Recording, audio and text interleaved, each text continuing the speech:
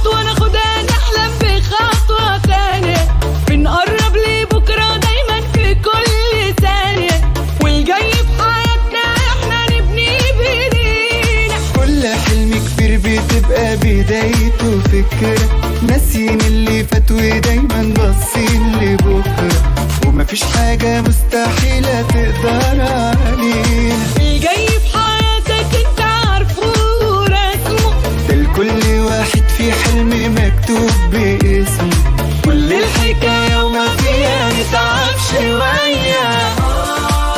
امسك في حلمك وخليك وراه، كلمة ده صعب ولا يمكن ولا إياك في لحظة نقولها وبكرة يجي وشايل معاه فرحة وضحكة ودنيا وحياة، والسكة هنكملها.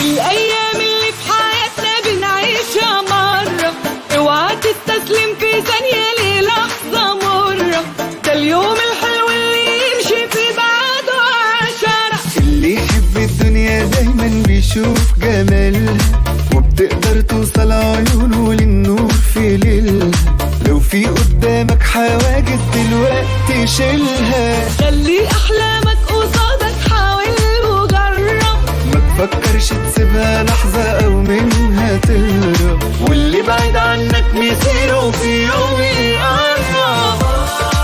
امسك في حلمك وخليك وراه، كلمة ده صعب ولا يمكن ولا إياك في لحظة نقولها وبكرة يجي وشايل معاه فرحة وضحكة ودنيا وحياة، والسكة هنكملها. فأنا مستمتعة بحلمي، وكثير مهم إنك يعني تحب حلمك. يعني وأنا واحدة من الناس يعني حبيت حلمي وتفاصيل حلمي وخلتني أكون مثل ما أنا بدي. كل الإحباطات اللي واجهتها وقعدت يمكن 7-8 سنين بعافر علشان أحط رجلي بس، وكل الإحباطات اللي واجهتها خلتني ما استسلمش، قلت مش هعمل حاجة غير اللي أنا عايزها.